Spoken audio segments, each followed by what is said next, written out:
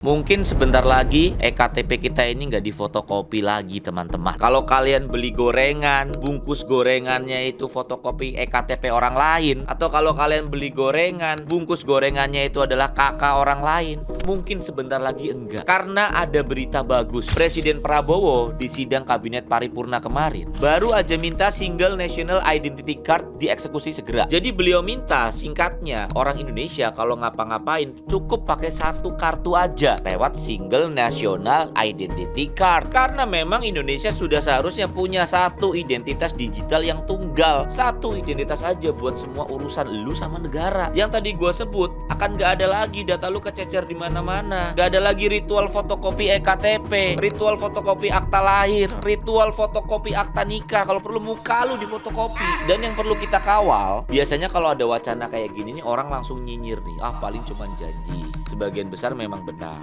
Tapi reaksi gue sebagai orang IT ini sebenarnya bisa banget loh. Dan kita udah punya modalnya. Dan kemarin Presiden Prabowo juga bilang akan menggandeng GovTech buat ngerjain ini. Jadi nih buat teman-teman GovTech, tolong dieksekusi dengan cepat. Jangan buat aplikasi aneh-aneh lagi. Coba konsolidasi antar kementerian, antar lembaga, antar pemerintahan. Dan gue di video ini bakal kasih rekomendasi gimana sih single national identity card itu berjalan seharusnya di suatu negara. Gue bakal bandingin di video ini teman-teman, penggunaan ektp yang sudah berjalan di negara ini, ada dari bank swasta, ada dari Samsat di Jabar, dan gue mau mencoba merekomendasikan sistem yang sudah dipakai sama negara tetangga kita, Malaysia. Kenapa mereka bisa mengimplementasikan secara efektif dan bagus di sana? Karena kalau single national identity card ini akhirnya cuma buat bagi-bagi anggaran doang, bakal gagal lagi. Jadi gue mau kasih rekomendasi di sini.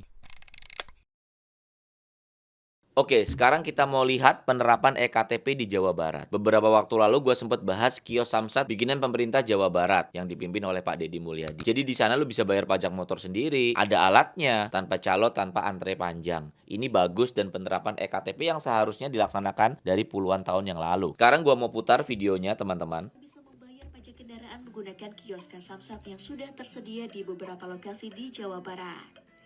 Warga Jabar tinggal melakukan verifikasi identitas dengan KTP. Yes.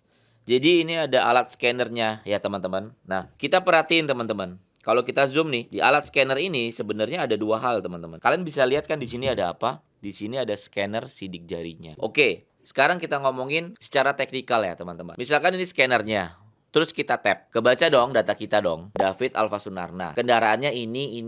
Dia mau bayar pajak kendaraan yang ini. Oke, fine di situ. Tapi kan di situ ada celah nih teman-teman. Kalau cuman buat bayar pajak aja oke lah, penerimaan negara nggak usah diribet-ribetin. Tapi kan kita butuh penerapan single national identity card ini lebih dari bayar pajak. Misalnya apa? Mutasi kendaraan, perpanjang kaleng, kita lebih dari itu. Untuk hal-hal seperti itu, kan nggak bisa cuma bawa KTP doang. Harus diverifikasi ini orangnya beneran atau enggak. Selama ini untuk memverifikasi gimana? Untuk memverifikasi selama ini KTP-nya difotokopi. Orangnya datang. KTP yang difotokopi udah diganti dengan KTP yang bisa di-tap di sistem.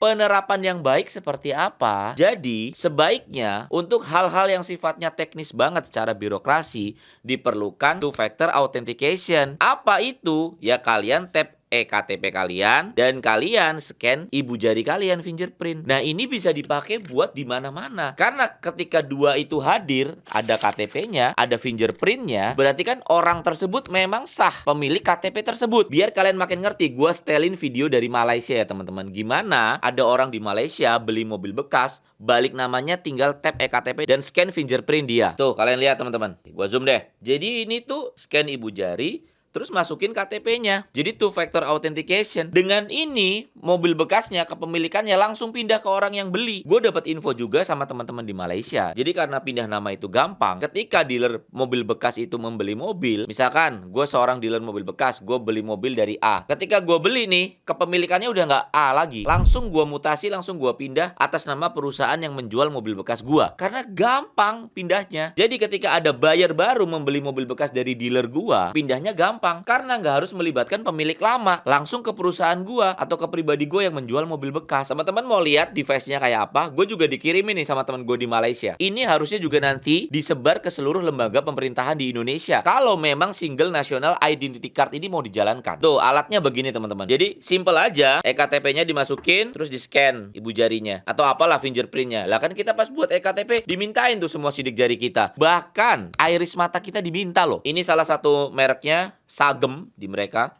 Pasti rebranding lah dari brand China. Biometric MyCard Easy USB Connection 6-month warranty. Kemarin kan gue udah jelasin ya. Jadi ketika mereka punya device ini di berbagai lembaga pemerintahan, bahkan di teman-teman yang jual mobil bekas, nah ini sistemnya nggak sembarangan, teman-teman. Jangan kira terus punya device ini kita bisa sembarangan nge-tap EKTP, terus sembarangan orang baca fingerprint kita. Nah, dari security juga harus diperhatikan. Karena kalau kita tarik ke belakang, kemarin udah gue jelasin di video yang sebelumnya ya. Ya ini tuh panjang ketika kita masukin KTP, ketika kita scan, ada sistem kan yang memverifikasi siapa. Oh, KTP-nya David, fingerprint-nya David, valid. Nah, dari alat ini dikirimlah. Pastikan colok ke laptop, ada aplikasi dong, either itu di atas Linux atau apa. Atau bisa langsung dari device-nya nge-send signal ke server pemerintah. Jadi nggak usah dicolokin ke komputer. Itu kita main IoT berarti. Nah, butuh ada orang yang ngerancang arsitektur ini dengan benar. Ketika David diverifikasi, KTP dan fingerprint-nya, nah David ini mau ngapain? Nah, verifikasinya David deh, kalau kita tarik mundur ke belakang, berarti kan ini connect ke data Dukcapil. KTP-nya David, fingerprint-nya David. Oke, ngirim data ke Dukcapil, verified. Satu, berarti koneksi ke Dukcapil kan. Nah, koneksi ini di tengah jalan nggak boleh di-tapping sama orang, di-tapping sama hacker nggak boleh. Jadi kalian bayangin, kalau pengadaan fingerprint ini aja udah dikorupsi nantinya, sekacau apa data bocornya. Jadi harus dijagain juga pengadaan alat ini, harus alat yang benar. Softwarenya untuk ngirim data verifikasinya harus yang benar. Nah, itu tugasnya GovTech yang pertama, nyebar alat ini dan program atau software untuk memverifikasinya ke database Dukcapil. Di Malaysia udah jalan. Kalau di Singapura, semua sistem pemerintahan loginnya juga pakai Single National Identity Card. Di Malaysia juga sama. Kalian bisa tap EKTP, masukin fingerprint. Kalau di sistem pemerintahan kalian cuma punya satu account, jadi nggak usah tuh kalau di luar negeri. Lu mau lapor Cortex, lapor pajak, lu mau login ke Kementerian Agama, ada urusan. Lu mau login ngecek Samsat, itu udah satu National Identity Card aja. Nggak usah banyak-banyak accountnya. Kalau kita kan setiap kementerian kita suruh dibuat account. Nah, itu yang harus dihapus sama GovTech yang pertama. Jadi tugas GovTech yang pertama ini adalah authentication. Dengan nyebarin alat ini, ngedevelop alat ini, bisa memverifikasi KTP dan fingerprint. Yang kedua adalah ngebuat single login buat berbagai macam aplikasi pemerintahan. Kalau di Singapura contohnya SingPass. Kita kalau mau login, ngurusin pajak lah, ngurusin rumah, semuanya, loginnya pakai SingPass. Ini adalah tugas GovTech yang pertama. Sebelum kita mikir aneh-aneh jauh-jauh nanti bisa ini, bisa itu pakai AI, bullshit. Kalau ini nggak kejadian. Nggak usah ngomongin AI dulu, kejauhan itu. Jadi udah tahu kan teman-teman, tugas GovTech ngapain aja? Yang pertama, ngembangin device yang seperti ini dan disebar ke seluruh pemerintahan. Yang kedua, mendevelop Indonesian Pass atau apalah namanya, kayak SingPass ini. Jadi satu portal login aja buat berbagai macam aplikasi pemerintah. Oke, itu satu secara authentication. Kemudian selanjutnya, kita bicara tentang apa aja service yang mau disimplify birokrasinya dulu melalui EKTP atau Single National Identity Card ini. Kalau saran gua nih, fokus kepada program-program subsidi terlebih dahulu. Seperti di MyCard Malaysia ya. Oke, memang Pertamina punya aplikasi sendiri. Nah, aplikasi Pertamina yang sekarang bisa nggak terkoneksi dengan EKTP yang sekarang? Atau bisa nggak terkoneksi ke single login yang udah di-develop sama GovTech? Jadi kita nggak punya password Pertamina, kita punya password Cortex, beda-beda. Itu nggak ada. Satu password, satu account aja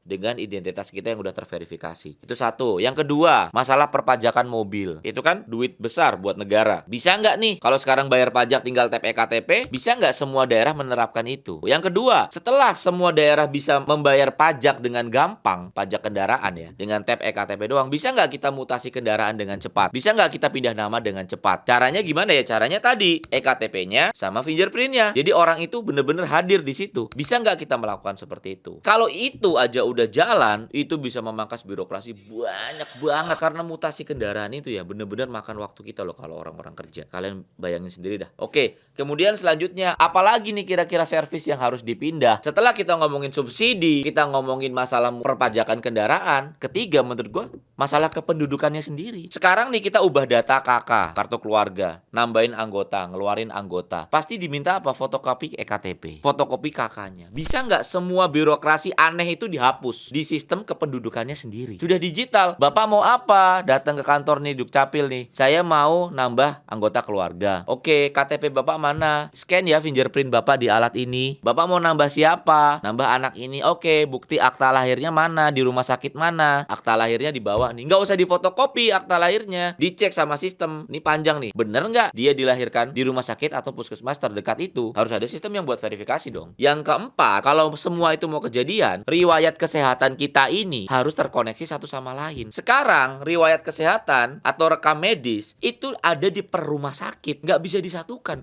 Jadi kalau David sakit, rumah sakit A nggak bisa nge-track David pernah sakit apa. Kalau rumah sakit B nggak pernah kirim rekam medisnya. Kan aneh. Nah ini kepake banget buat BPJS teman-teman. Ketika BPJS itu ngantrinya panjang banget, lewat verifikasi ini harusnya bisa lebih cepat. Karena dia bisa booking jadwal di depan, nggak usah rebutan. Dia jelas antriannya nomor berapa di setiap rumah sakit. Tinggal datang ketika antriannya aja. Nggak usah berbondong-bondong daftar, antriannya banyak banget. Nah kalau sistem-sistem seperti ini bisa dikerjakan dan kita merasakan, oh ya ampun gue pindah rumah ya, ngurusin KTP-nya dan lain-lain cepet banget loh sekarang loh. Itu bagus. Jangan kita pindah rumah malah ditawarin, ibu mau diurusin aja nggak sama kita, bayar. Gue udah bayar lu lewat pajak, ngapain lu ngecaloin gue lagi? Gue ini kan sibuk, jadi lu harus melayani gue dengan baik. Ketika gue mau pindah rumah ya verifikasinya digital aja, cepet tapi tetap aman. Itu baru negara yang hadir untuk rakyatnya. Semua yang gue bilangin kerasa kan di kalian kan. Kalian mengalami sendiri kan sehari-hari kan. Ketika kalian mau pindah nih, ngurus surat ke RT-nya, harus salam tempel. Udah kita jujur aja ke RT-nya diurusin. Harus lagi ke kelurahan terdekat, minta surat pindah. Belum yang di kelurahan satunya lagi yang tempat tujuan kita. Terus nanti kita udah ke kelurahan satu, semua rekap data udah ada. Orangnya ngomong begini, Bapak sibuk mau kita urusin aja. Nyalo akhirnya. Ya gue sibuk makanya lu kerja buat gue udah bayar pajak. Kalau gue sih gue jawab gitu. Atau kita datang, kita urusin sendiri deh. Dimintain fotokopi segambreng, banyak banget. Sampai akta-akta nikah diminta, buat apa sih? Emang nggak connect? Jadi itu yang harus dilakukan GovTech. 4 hal itu menurut gue. Tapi 4 hal itu nggak sederhana. Kalian harus ngerapiin data yang berantakan itu. Nah ngerapiin datanya pakai apa? Pakai AI, itu baru diterapkan AI-nya. Big data plus AI. Bisa nggak? Bisa lah. Kalau orang-orangnya kompeten. Bukan keponakan siapa yang ditunjuk.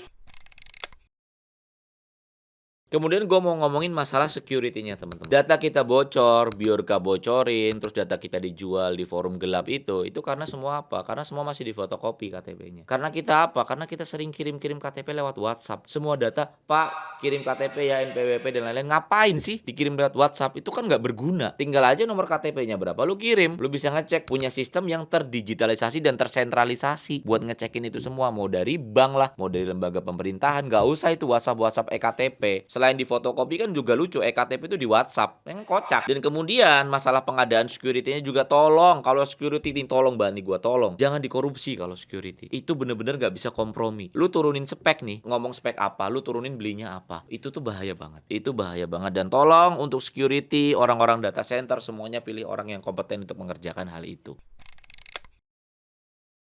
Jadi gua tutup ya teman-teman. Bukannya gua nggak mendukung mimpi Pak Prabowo untuk minta satu identitas digital yang terkoneksi. Gua sangat-sangat mendukung dan berterima kasih kepada Pak Presiden udah ngasih arahan itu. Berarti kan ada political will yang bagus dari seorang pemimpin negara ke bawahan-bawahannya. Itu tuh bukan mimpi yang ketinggian loh. Semua bahannya kita udah punya teman-teman. Lengkap. Kartunya udah ada chip dari dulu. Biometriknya kita udah ada. Contohnya pun banyak. Pemerintah daerah yang udah menerapkan. Bank swasta yang udah menerapkan. Bank BUMN yang udah menerapkan. Contohnya banyak banget. Rakyatnya juga udah siap. Rakyatnya udah gedek banget masalah birokrasi yang berbelit-belit itu. Darahnya udah mendidih. Udah enak banget ngurusin. Gua pun pribadi pindah KTP bisa 3 tahun dulu. Yang tinggal ditunggu ini cuma satu. Bawahan-bawahannya Pak Prabowo ini, pemerintah pusat yang kompak mengeksekusi program ini sampai kelar dan serius menjaga datanya. GovTech kita yang bener-bener kerja, yang benar-benar punya taji, yang benar-benar bisa mengintegrasikan data yang benar, yang benar-benar diisi orang-orang yang kompeten di bidang IT. Jangan dipenjara tapi di situ. Gue mengapresiasi tulus buat pemerintah